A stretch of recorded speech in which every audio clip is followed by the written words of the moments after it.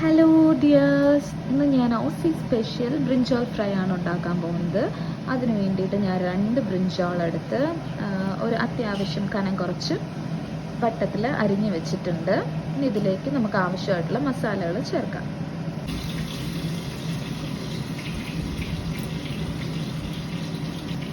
ഇതിൽ കാശ്മീരി മുളക് പൊടി ആയതുകൊണ്ടാണ് ഞാൻ കുറച്ച് കൂടുതൽ എടുത്തേക്കുന്നത്. അതേപോലെ മഞ്ഞൾപ്പൊടി, പിന്നെ അത് കഴിഞ്ഞിട്ട് മീറ്റ് മസാല, ഈസ്റ്റേണിൻ്റെ മീറ്റ് മസാലയാണ് ഞാൻ എടുത്തിരിക്കുന്നത്.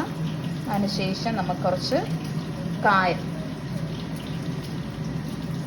കായപ്പൊടിയും കൂടെ ചേർത്തിട്ട് ഉപ്പ് കുറച്ച് കൂടുതൽ ചേർക്കണം, എങ്കിലേ ടേസ്റ്റ് ഉണ്ടാവത്തുള്ളൂ ഇത് പൊരിഞ്ഞ് വരുമ്പോഴത്തേക്ക്.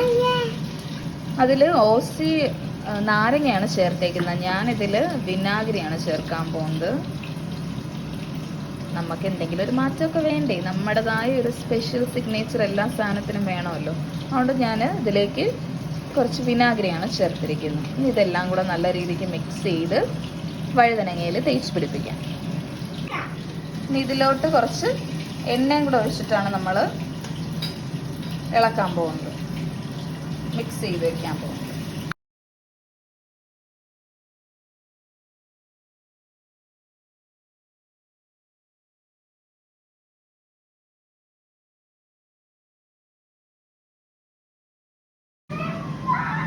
എല്ലാത്തിലും നമ്മൾ നല്ല രീതിക്ക് അരപ്പ് പുരട്ടി വെച്ചിട്ടുണ്ട്. ഇനി ഫ്രൈ ചെയ്തെടുക്കാം.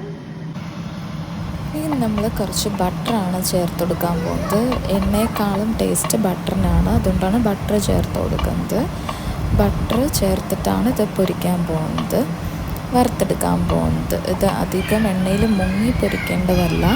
അല്ലാതെ ബട്ടർ ഇട്ടതിന് ശേഷം നമുക്ക് ഓരോ ബ്രിഞ്ചോൾ പീസസായിട്ട് നമുക്കെടുത്ത് വെച്ച് കൊടുക്കാം. വെച്ച് ഒരു നല്ല രീതിക്ക് ഒരു ബ്രൗൺ കളറായി വരുമ്പോഴേക്കും നമുക്ക് മറു സൈഡും കൂടെ ഇട്ട് കൊടുത്ത് 2 സൈഡും നല്ല രീതിക്ക് മുരിച്ചെടുക്കാം. അപ്പോഴേക്കും പെട്ടെന്ന് ബ്രിഞ്ചോൾ വെന്ത് കിട്ടുകയും ചെയ്യും.